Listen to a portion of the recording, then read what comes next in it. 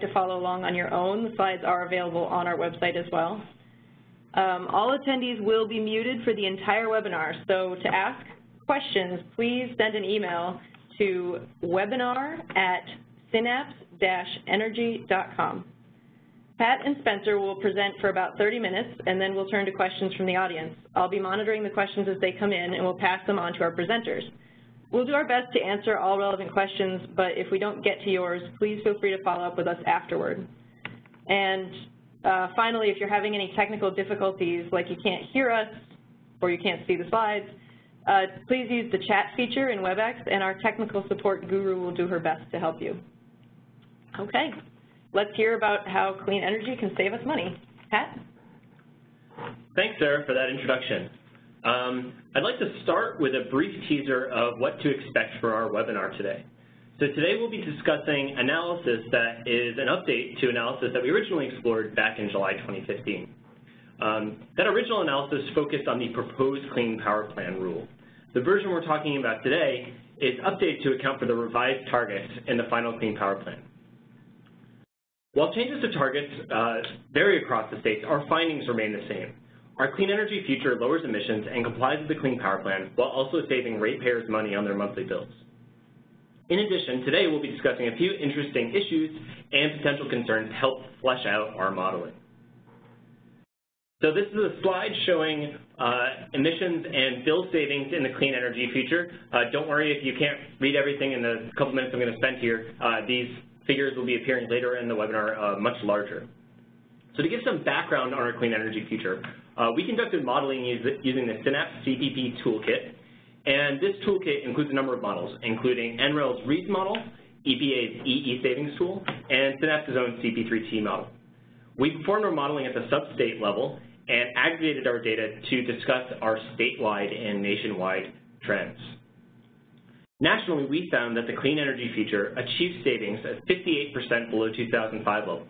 And you can compare this to the modeling for the final Clean Power Plan, in which EPA modeled emission savings of 32% compared to 2005 levels. On average, in our clean energy future, households with strong participation in energy efficiency can save about $35 per month on electric bills. So our agenda for today is, first, I'll be discussing the clean energy future and what went into designing our scenarios. Then I'll be talking a little bit about the final Clean Power Plan and how it applies to clean energy future.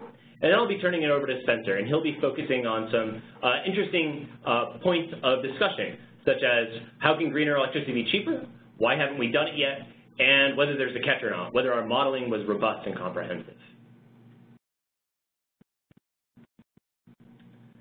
So first, the clean energy future scenario. The clean energy future is a no-regrets cost scenario. When we designed the scenario, we were not focused on Clean Power Plan compliance specifically. Instead, we were focused on economics. What would be the cost associated with an ambitious, rapid, yet achievable rollout of renewables and energy efficiency? In our modeling, we also modeled a reference scenario, a baseline or comparative case. This scenario did not achieve Clean Power Plan compliance and instead examined the future in which the traditional trajectory of most states getting their electricity from traditional fossil fuel power plants is maintained. This chart displays the differences between the reference case and the clean energy future in terms of generation between 2012 and 2030. What we're seeing here is in the clean energy future, renewable energy and energy efficiency work together to displace natural gas, coal, and to a lesser extent, nuclear generation in the year 2030. One interesting piece that you might observe in this chart is that if you were to include energy efficiency in the clean energy future, you'll actually see that generation is higher. And this is because in the clean energy future, we're modeling widespread integration of electric vehicles. So the demand for sales is actually higher in the clean energy future than it would be in the reference case. So that's generation. What does it mean for emissions? Well, comparing the reference case to the clean energy future, we're finding that CO2 emissions are 55% lower in 2030 in our clean energy future compared to the reference case. And if you were to replace that reference case with the Clean Power Plan targets, the new final Clean Power Plan targets, we're finding our clean energy future to have CO2 emissions 37% lower than the CPP requirement allows in 2030. So speaking of the Clean Power Plan, what's new about it? Well, I guess the answer is a lot. But I think it's helpful to pause here and talk for a couple of minutes about some key pieces of the Clean Power Plan and how that applies to the clean energy future. We've been doing a lot of webinars and a lot of blog posts and reports over the past, I guess it's been a month today, seems like just yesterday since the final Clean Power Plan came out. And I really encourage you to visit our website and read more there or watch additional webinars for a lot of really great information. So the first key part of what's new in the final Clean Power Plan that I'm going to talk about is target setting. So in general, EPA uses an entirely new approach to target setting. In this new approach, EPA calculates rates at the interconnection level for two different technologies, fossil steam and NGCC. And EPA then takes these targets and translates them into various state averages and mass-based caps, which I'll be talking about in just a second. In this target setting, energy efficiency and nuclear generation are no longer part of the sort of the rate setting piece, but both of these resources can be used to meet compliance. Also in target setting, EPA has accounted for the degree to which new renewables are expected to displace existing fossil generation. So that's a good step in the right direction. Kind of more generally, EPA is much more explicit and comprehensive in the final Clean Power Plan. They're comprehensive about ways that different states can be expected to interact with one another, whether that means whether these states are going to engage in multi-state plans or not, the degree to which these states are going to be able to trade allowances or other types of credits. EPA has also much more clearly spelled out the different approaches that states can take towards compliance. So if you've been following our webinar series at all or reading our blog posts, this graphic will probably look pretty familiar to you. In general, at Synapse, we think of there as being 7 different pathways to Clean Power Plan compliance. So states choose one of these 7 pathways and then decree to all of the units within that state, this is the pathway that we're following now, and this is what you have to comply with. So in our clean energy future, we assume that all states follow the M2 pathway. And this is a pathway wherein states set a statewide emissions cap that applies to all fossil units, both existing and new. So while it's likely that in reality not all states will choose the same pathway, we did so in our clean energy future analysis for a number of reasons. First, having all states use the same path opens up the largest number of trading partners and is more than likely one of the most economically efficient ways to achieve Clean Power Plan compliance from a national perspective. So to say a little bit more about this, in general, when a state chooses one of these 7 compliance pathways, they're basically limiting themselves to being able to trade with just the other states that are choosing that same pathway. So if all of the states choose the same pathway, it means they'll have the most trading partners. It means that there will be the most opportunities to reduce emissions across state lines. Furthermore, we chose the existing plus new cap because we consider it to be a more, to likely be a more administratively simpler way for states to achieve Clean Power Plan compliance. If states choose the existing cap, they're going to have to prove to EPA that new generation is not leaking, that existing generation that's getting displaced is not leaking onto the new units. If instead they just say, here's our cap, it applies to both existing and new, we're done, they don't have to prove that leakage, and it makes the whole thing just much more simpler. Again, I want to pause here and say that the clean energy future was not designed to specifically meet Clean Power Plan compliance. And we didn't choose the M2 pathway because we saw that as the optimal or the most cost-effective specifically way to comply. CEF is a no-regret scenario. We designed it in terms of economics, and we're choosing the M2 pathway as a point of comparison. I suppose you could do another analysis using our same clean energy future scenario and compare it to one of the other 6 different compliance pathways and get some interesting results. But the ones that we're talking about here today are the M2 pathway. So now that we know a little bit more about the final Clean Power Plan, how does that apply to the clean energy future? So this chart here is a bar chart showing emissions for all of the 48 states that aren't Alaska and Hawaii. And what we're seeing here is a couple of different interesting trends in emissions. So first, we've got these top of the gray bars, which signal the emissions that each state actually produced in 2005. Second, we've got these sort of black dashes, and those indicate the 2030 emissions cap allowed for each state by EPA under the Clean Power Plan. So basically that means that states are going to have to drop down those gray bars to meet the black levels in every single state. In our clean energy future, what we found was where states were emitting at the yellow bars. So the vast majority of states see some degree of overcompliance. There's a lot of room in terms of what they actually emit versus what they're allowed to emit under the Clean Power Plan M2 pathway. Now there's a couple of states you'll see with little red bars, and those indicate states that require some amount of emissions trading in 2030 in order to meet those black caps.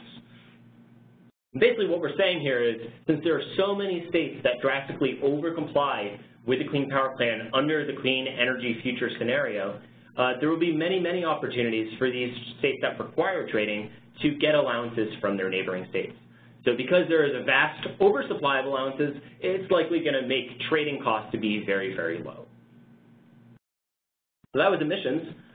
What does the Clean Energy Future mean for bills? So this is a little diagram showing monthly bills under a couple of different scenarios. So first on the left-hand side in blue, we've got the average monthly bill nationwide for consumers in 2012. On the right-hand side, we've got future 2030 bills under a couple of different scenarios. The first is the expected average monthly bill in 2030 for ratepayers under the reference case. And you can see that between 2012 and 2030 reference case, ratepayers will see an increase of $21 per month in their monthly bill. Underneath that are two different versions of ratepayers in the clean energy future. First, you've got participants in energy efficiency programs who see savings on their monthly bill and see monthly bills drop down to $91 per month compared to $105 or compared to $126. Then you've got some other ratepayers who are non-participants. These are the folks who aren't strongly participating in energy efficiency programs, and they actually see slight bill increases compared to the reference case. So if you're like us, you thought this was pretty interesting, and you might have been wondering what would happen if there was a greater degree of participation in energy efficiency. Our Clean Energy Future assumes that 64% of all ratepayers strongly participate in energy efficiency programs. But of course, there's the opportunity that you could take that same level of savings and allocate it across more ratepayers. So we tested a couple of different scenarios, which Spencer's going to touch on in just a couple minutes. And what we found was even in a case where energy efficiency savings are equally distributed across all ratepayers, ratepayers still see savings compared to the reference case and see monthly bills that are roughly equivalent to 2012. So, of course, this plays out differently depending on what state you're in. Spencer is going to talk again in just a couple minutes about how different states have been able to achieve greater bill savings under our clean energy future and how other states could conceivably achieve even greater bill savings. So I'll just pause here, and in case anyone joined late, if you have any questions, we're asking that you please email them to webinar@synapse-energy.com. We'll be answering them at the end of the talk in just about 10 or 12 minutes.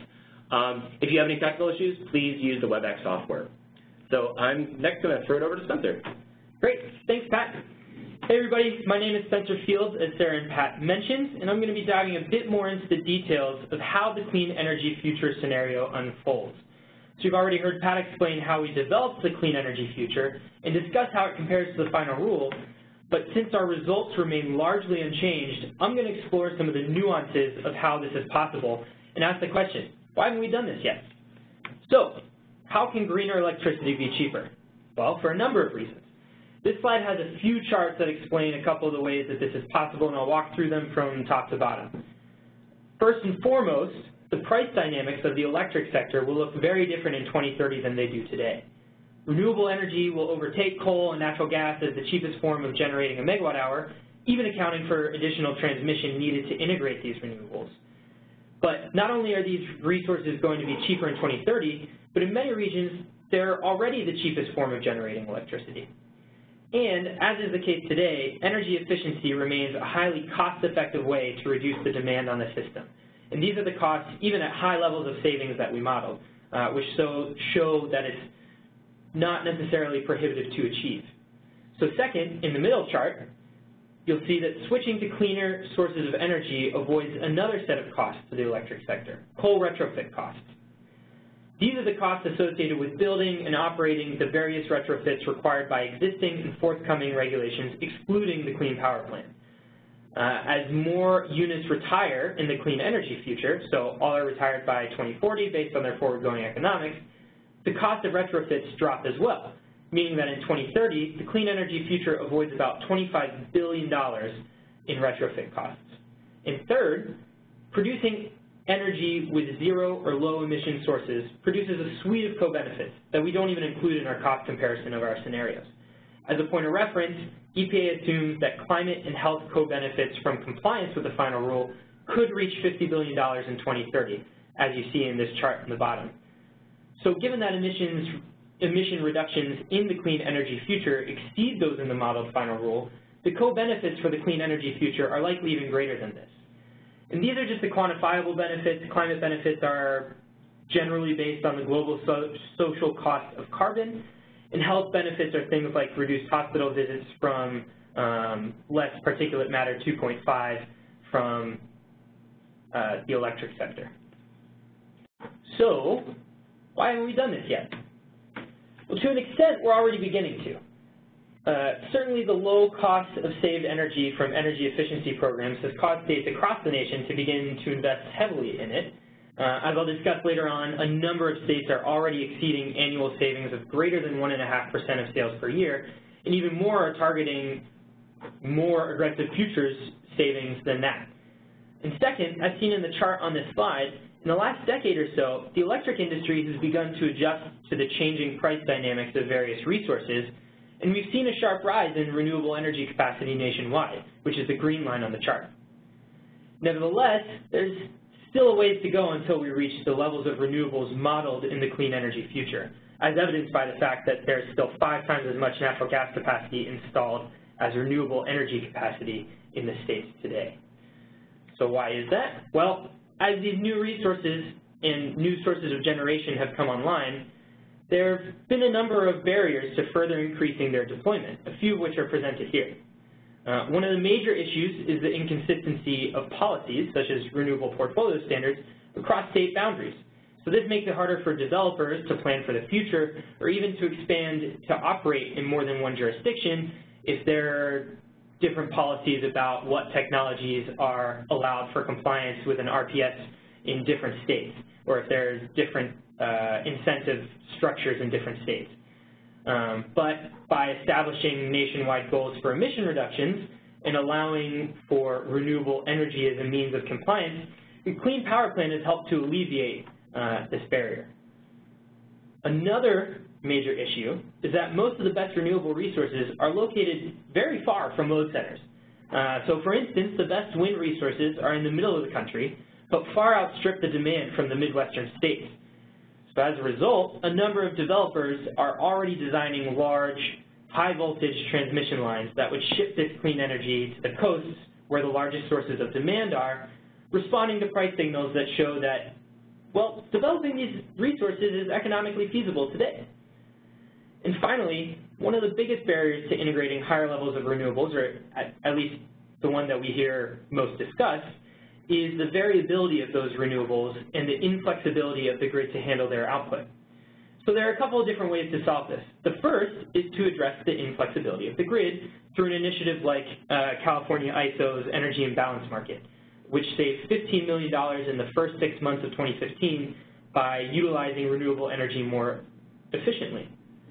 Another option is to address the variability of renewables by building more of them in a more diverse geographic area to allow for consistent, predictable supply. So there are also a number of barriers to increasing levels of energy efficiency. A big question facing energy efficiency is what levels of efficiency can be sustained and for how long? Well, many states are already achieving savings at very high levels. Massachusetts, Arizona, Maine, Vermont, Rhode Island, California have all reached and sustained levels of savings that are close to or at those modeled in the clean energy future. And what's more, our modeling assumption that loads will decrease nationwide from 2012 levels by 2030 is founded on reality. In New England, for instance, due to energy efficiency, the overall annual system load has leveled off and is even starting to trend downward, while economic growth in the region has continued steadily. And this trend is set to continue. So 25 states across the country have developed or adopted state energy efficiency targets, many of which are aiming for the levels of savings modeled in the clean energy future. And although energy efficiency is no longer included in target setting in the Clean Power Plan, there's still a role for it to play as a low-cost means for compliance, especially with the Clean Energy Incentive Program, which encourages states to move now to increase efficiency savings levels prior to the interim compliance period. Another barrier to increasing energy efficiency is that there may be a disincentive for utilities to invest in efficiency programs because it lowers their sales and therefore their profits. But there are a couple of ways around this as well. So one would be to use a third-party program administrator, like Focus on Energy Wisconsin, or Efficiency Vermont, or Efficiency Maine. Another thing is to think about a decoupling mechanism, which disconnects utility revenues from sales. So is there a catch? Well, not really. We modeled a number of different aspects and sensitivities around our scenario to determine the robustness of it, and as it turns out, these findings are quite robust to a number of different sensitivities. One big question we were asked after the first couple of briefs was, well, what if all households are considered to be participants in energy efficiency programs? Then what happens to the bills when you spread these savings out across a larger number of households? This isn't necessarily a crazy assumption. Many efficiency programs, such as appliance standards and upstream buy-down light bulb programs, impact more than just the customers who opt in to efficiency programs nationwide. And as Pat mentioned earlier in the webinar, even if you assume that all households nationally are participants in efficiency programs, the average ratepayer will still see a decrease of $21 per month from the reference case. And compared to 2012 bill levels, if all households experience the same level of energy savings from efficiency programs in-state, bills would increase by less than $1 in 2030, again, compared to 2012 levels. Another question we were frequently asked following the original fact sheets was, what about states who are wary of investing in renewable energy before others? Well, our analysis actually shows that first movers have a huge advantage, even without accounting for the Clean Energy Incentive Program. So in Pat's last slide, you saw that North Dakota, who invests heavily in wind energy early in the clean energy future scenario, ends up becoming a net exporter of clean energy in later years and sees the largest monthly bill savings out of any state. On the other hand, Kansas is late to the game and doesn't develop its abundant supply of wind resources until very late into the clean energy future scenario, leaving it as the state with the lowest bill savings in 2030. As for the stranded costs of retired assets, these costs are the costs of already built power plants, and they're included in both of our scenarios. So in the reference case, ratepayers are paying for these units because they're still generating. In the clean energy future, though, we still assume people are paying them, or paying for them, even after they retire and stop providing electricity. In reality, the costs associated with these plants will probably be shared by ratepayers and utilities, so this, in a sense, represents a high bound of estimates for forward-going costs of existing units to ratepayers. And finally, some of you may have noticed that our efficiency costs look a bit high. That's because we're using the upfront payments for energy efficiency programs as opposed to the levelized cost of saved energy over the lifetime of these programs, as is what's typically modeled. We believe this to be more consistent with how energy efficiency programs are actually paid for in reality. So in the early years, this means that there are higher costs, but in the later years, you start to see it come down to what you'd expect. And even with this, energy efficiency is still the cheapest resource we modeled in 2030. So those are some of the nuances of the clean energy future and hopefully provided you with a sense of how clean energy can actually be cheaper and how we're already taking steps towards adopting this future today. I'm going to turn it back to Sarah, who will wrap up the webinar before opening it up to Q&A. Thanks, guys. That was a very informative presentation, and We'll turn to questions in just a moment, but first I wanted to make sure that everyone is aware of a couple of things. One is that the slide that you're seeing now is demonstrating a toolkit we're putting together, and we're in the process of building our modeling capabilities for evaluating the final Clean Power Plan. So check back in with us on that as we develop that toolkit. And this slide here just offers a number of resources from Synapse. These are links to our website, and it includes the report and the other fact sheets that we've done in this project, and also a link to where you can find the toolkit.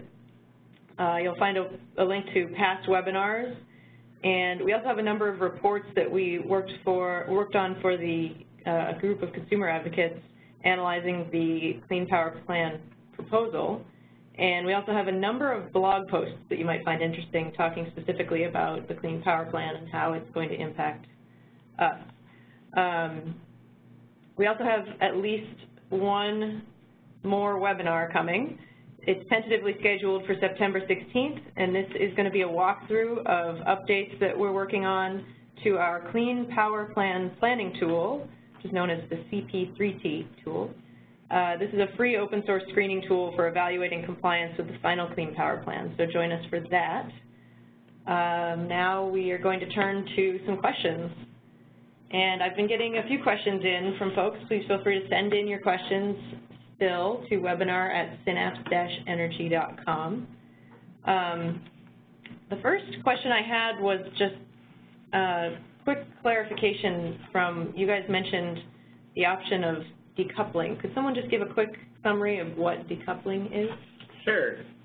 So decoupling is a revision of traditional utility rate structure it's meant for a number of reasons, but one of the primary reasons is to address that disincentive that Spencer was talking about when it comes to utilities and energy efficiency.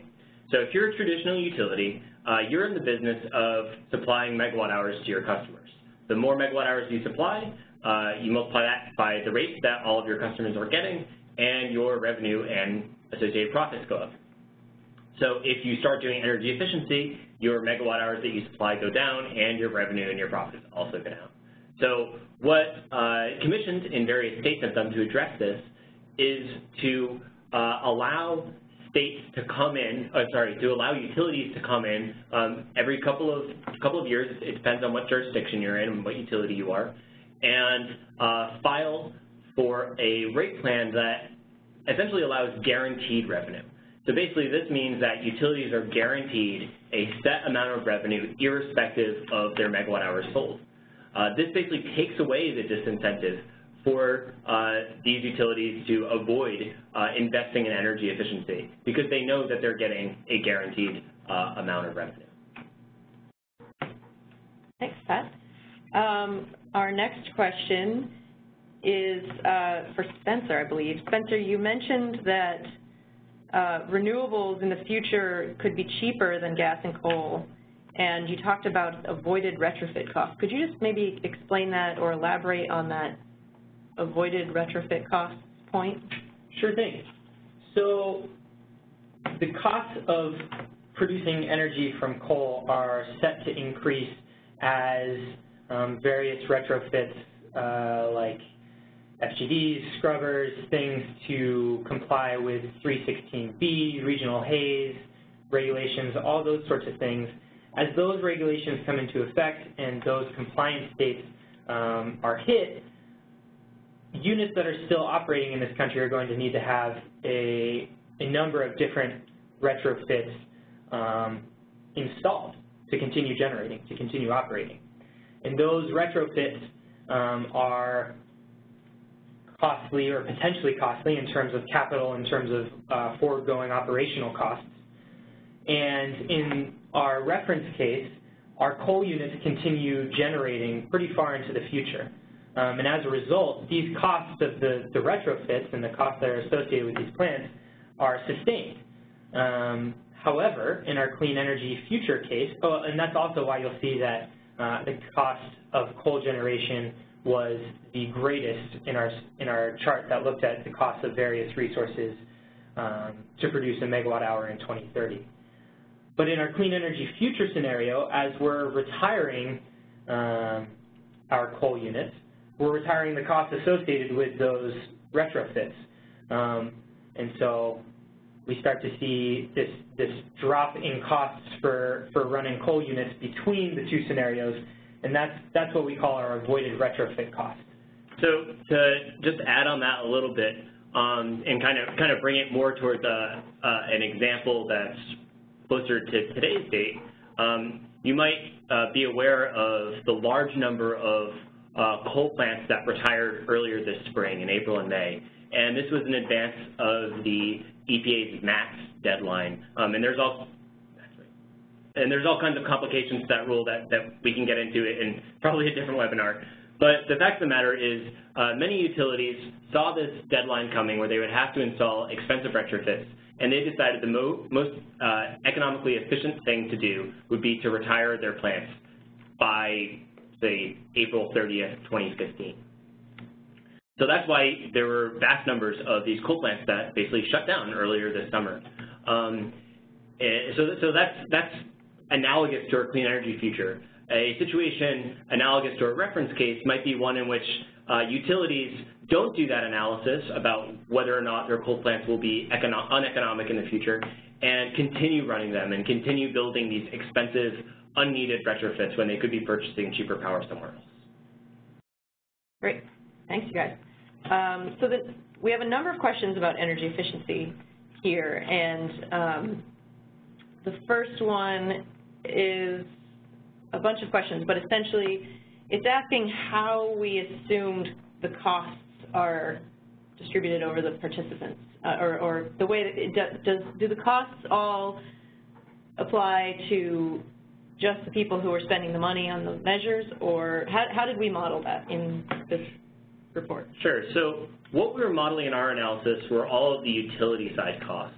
So these are the costs associated, so these are the costs that the utility has to pay in order to supply energy, whether that energy is coming from traditional generation, whether it's coming from renewables, or whether it's coming from energy efficiency. So the costs that we're modeling with regarding energy efficiency are only the costs that the utility has to pay. The cost that the participants have to pay is separate, is not included in our analysis, but is also not a part of a monthly bill analysis. The amount that you're paying on your side for an energy efficient light bulb or energy efficient furnace or that sort of thing, that doesn't get included in your bill. So it was excluded from our analysis here. Great. The next question actually is just a quick clarification, and this is from one of your slides, Pat. It says on slide 20, which is the monthly bill savings for efficiency participants. The question was just that you show Vermont here, but Vermont is not included in the Clean Power Plan. I think it's probably just seeking clarification for what this chart is actually showing. Fair enough. That's a great question, and Vermont's role or lack of role in the Clean Power Plan is a pretty interesting one, actually. So the model that we ran was REEDS. It's NREL's capacity expansion and dispatch model, and it models all of the states in the lower 48 contiguous region. So to that respect, we included Vermont in our analysis for completeness sake. So that's why you're seeing it here. Kind of a more interesting theoretical question is that while Vermont was not given a target or a rate under the Clean Power Plan, Vermont can actually, and Washington, D.C., I should say, can still play a role in Clean Power Plan compliance in a couple of ways, and I'll just touch on them briefly here. So firstly, states like Vermont and D.C., and indeed even utilities located in other countries like Canada or Mexico can actually supply ERCs, which are the emission rate credits, to utilities in the other states that actually have a Clean Power Plan target. So that's kind of how Vermont and D.C. play a role on the rate side. On the mass-based side, it's a little bit more complicated, but strongly tied in here is the fact that Vermont, while relatively small, is a key state in the RGGI trading group. And RGGI is widely being regarded as the way in which many of the states in the Northeast, and possibly other states, as sort of an approach to clean power plant compliance. And you can think of the M2 pathway that we discussed modeling here as sort of a version of RGGI in which every single state in the country is in the same bucket.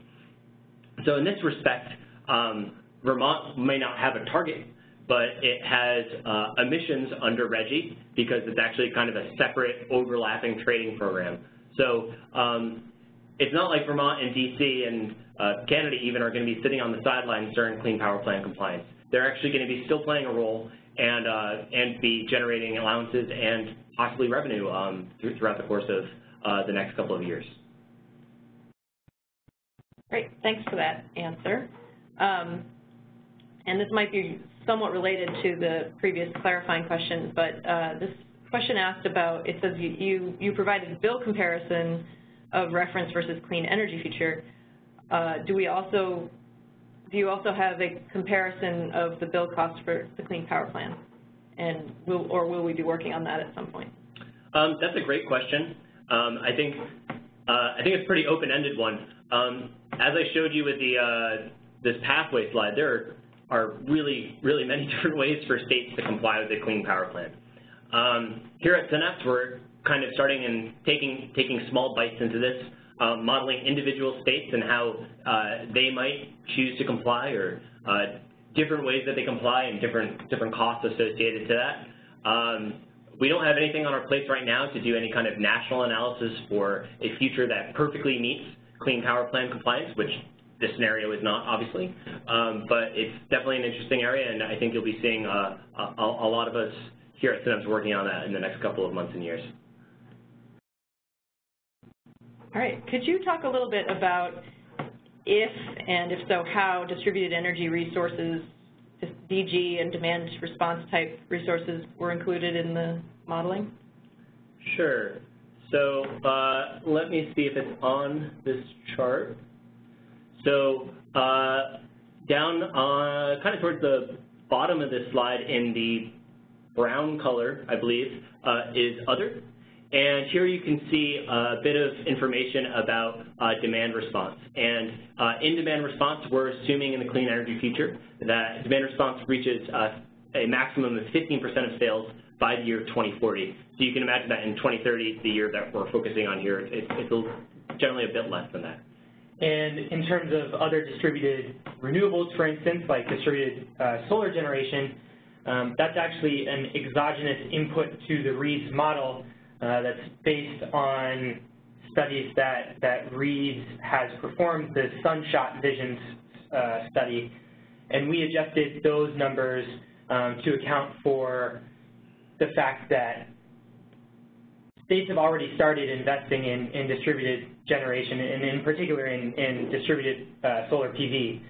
So we moved some of that investment further forward in the modeling scenario, but it's the same. I think it's it models the Sunshot Vision models a cost reduction in solar resources, and then develops the scenario for how much solar would be on the grid as a result of that reduction. I believe the reduction is 75% cost reduction, and I'm pretty sure the capacity that's installed is somewhere on the order of 150 gigawatts nationally by 2050.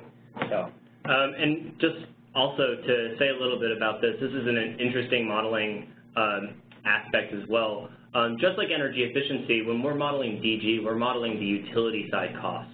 So we're not modeling the cost that it takes for ratepayers to put the panels on their distributed roofs. Instead, we're modeling the cost of the utility, so effectively the cost of net metering. And that's been an interesting area of study that we've been going into in this model, and we'll be exploring in future analyses. Great. Thanks, guys. So the next question is a two-parter. First is, how much of the bill savings that we're talking about here come from energy efficiency versus renewable energy? And the second half is just whether the modeled energy efficiency is demand side in your clean energy future scenario. Sure. So I'm going to answer that. I'm going to answer the first part first, and the answer to that is basically I actually don't know.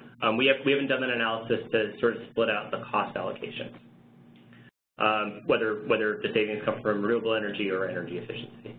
The second part about whether or not efficiency is demand side, we're actually not really making any assumptions about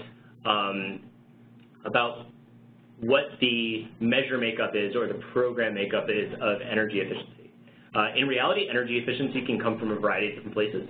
It can come from standard utility or state-administered programs that include things like home retrofits or light bulbs. It can come from things like building standards and federal appliance standards, which are, from the utility perspective, effectively free. They're mandates. And they could also come from other sectors as well, such as basically businesses that are organized around going out to usually large industrial customers and reducing their energy efficiency. So our energy efficiency assumptions are kind of blind to that. It's saying 2% sales, 2% of savings, 2% savings as a percent of sales each year by 2029 across all of the states. And our cost is associated with energy efficiency is effectively a blend of all of those different programs and measures that I was just discussing a second ago. Great. We have a couple more questions about the treatment of particular resources. One person asked how offshore wind is treated, and you included offshore wind in this, didn't you? Yeah, we sure did. We updated the cost to reflect the most up-to-date costs with sort of projects that we've seen happening, whether it's the Block Island project or others. And the model actually just doesn't really build any of it. I think there's a little bit that gets built pretty late in the model, but it's a very small portion of the energy from wind energy as a whole. So you know, 98, 99% of the wind capacity that's built in the model is onshore. Great. And actually that reminds me of a question I wanted to ask. Could you guys just quickly explain what REEDS is? I know you've mentioned REEDS a couple times. Yeah, so it's a model that was developed by NREL, and it's a capacity expansion and dispatch model, and what it's particularly good at is siting and building and costing out renewable energy. So NREL, as the National Renewable Energy Laboratory, has a ton of proprietary research about renewables, about renewable potential, about where it is, how much it would cost, what it would actually produce. And so they put all of that into this model, which they're constantly updating to reflect the newest and most up-to-date assumptions about renewables in the country. And so, yeah, and we've also added a bunch of our own updates to it in terms of improving the costing mechanism, ensuring that it's benchmarked well against historical years, against 2010 and 2012, things like that.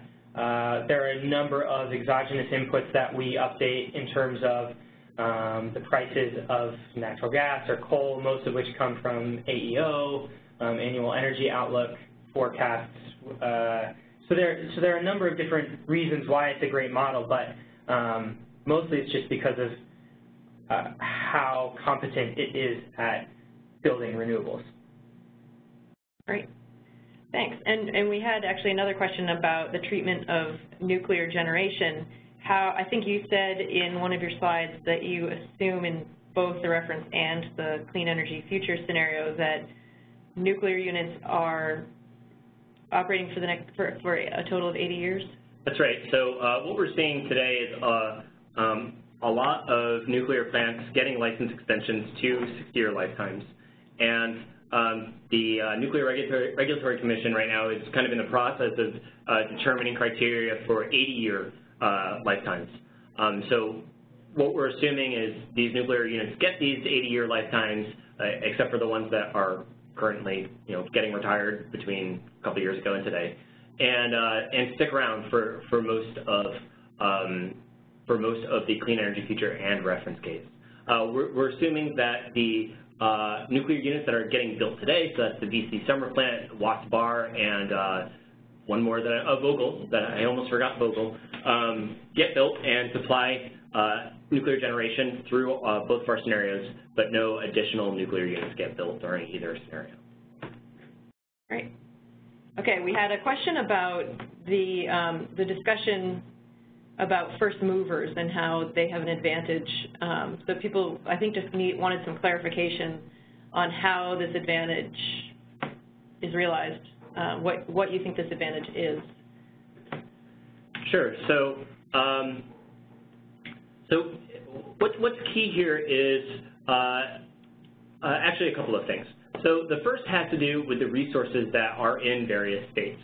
So in states like North Dakota, you have coal plants that become less economic, or I should say more uneconomic compared to their neighbors earlier on. And as a result, these coal plants get retired early and earlier, I suppose, and North Dakota builds more wind generation. You can compare this with Kansas, which has more economically efficient coal plants that stick around for longer and don't retire until late in the study. And as a result, Kansas becomes a large net energy importer. Part of this sort of outcomes to this analysis where you're seeing these wide changes between states like North Dakota and Kansas that are actually maybe at the detail level pretty different, but at the high level actually really similar. It has to do with the way Reed's models things. Reed's is extremely precise at finding the exact optimal point in a lot of different calculations. And as a result, it produces state results that are sometimes artifacted by these sort of extreme optimizations. Basically what I'm saying is, while we're showing one clean energy future here, there's definitely a possibility that you could show a different clean energy future in which more states become first movers. I guess not everybody can be a first mover, but in which this first movement is more evenly distributed across states with regards to renewables. And you would see a scenario in which there's a more even distribution of bill savings across those states that you would otherwise expect to be more similar. So we're not designing a clean energy future to meet any one answer that we wanted. It's more about kind of how the model sort of rolled its dice or did its optimization the first time around. Great, thanks. So we have a couple questions back on the topic of energy efficiency and the assumptions that we made about.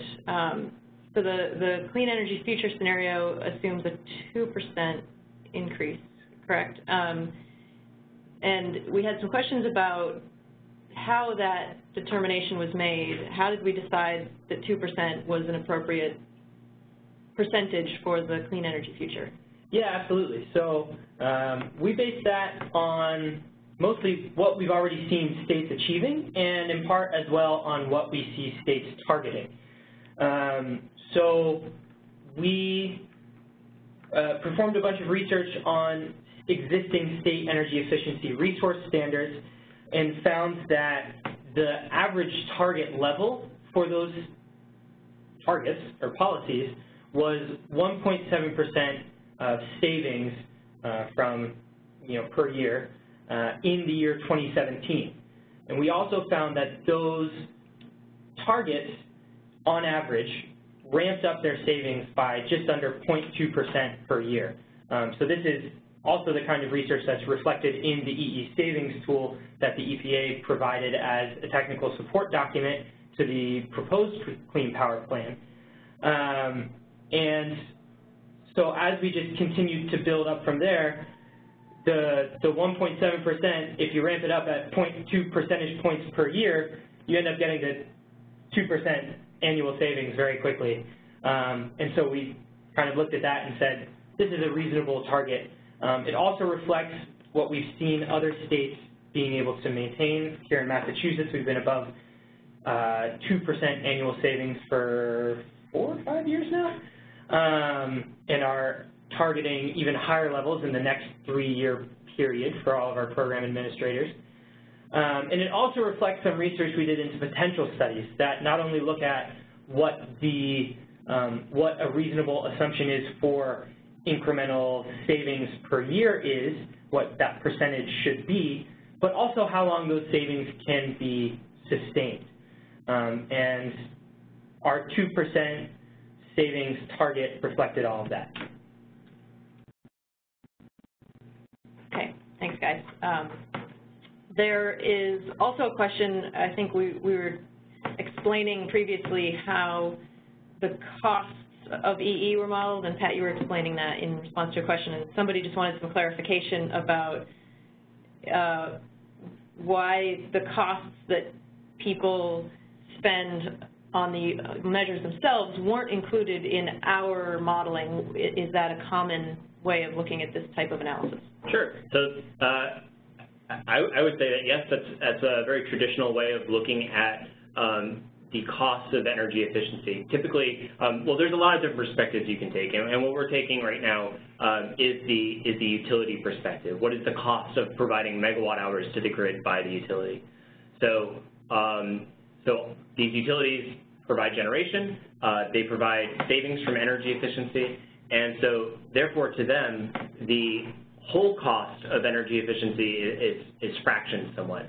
The only cost that the utility is paying is the cost of the incentive associated with that energy efficiency measure. The remaining fraction, however large it is getting paid by the consumer and is not really a factor to the utility outside of whatever they set the incentive at. So there are a couple of assumptions that go into this, but this is a traditional, common way of looking at this sort of analysis. And it's from the utility perspective, not necessarily how much a particular customer is spending on measures. It's about how the utility is affected and how that then translates to bills? That's right. Okay. Thank you.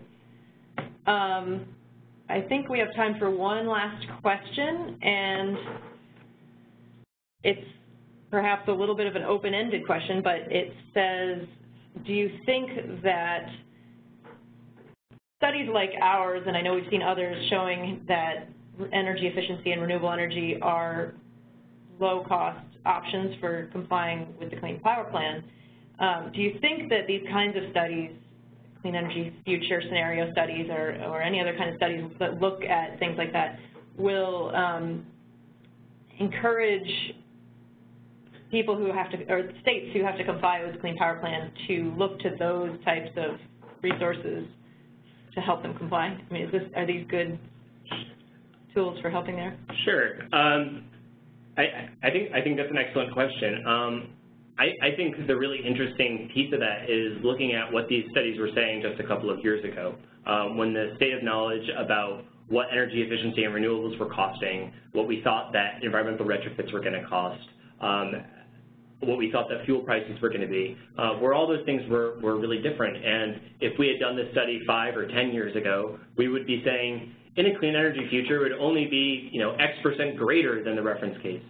And what our study and many other studies are showing over the past couple of years is that with this new information, we're finding that the clean energy future is at least less expensive than a reference case, and in many cases, far less expensive. And consumers will see far greater savings by switching to this green sort of electricity future, even without accounting for those climate and health benefits that Spencer touched on. So I guess, yes, I certainly hope that other people are reading our study, our studies and studies like it, and taking away, good questions and using it to help better inform their policy decisions, especially when it comes to Clean Power Plan compliance, as states are just sitting down at the table with their constituent stakeholders over the past month and into the next couple of years and trying to figure out their Clean Power Plan compliance. I really hope that this study and many others like it help lend some credibility to the idea that energy efficiency and renewables are not some cost prohibitive measure, but are in fact most likely the most economically efficient way to go forward, whether there's a Clean Power Plan or not. All right. Thanks, guys. That's actually all of our questions, and I think we'll end it there. Thank you all for joining us today on this webinar, and the slides and the recording will be available on the website, and I think will be sent out to all participants who registered for this webinar. All right, thanks very much.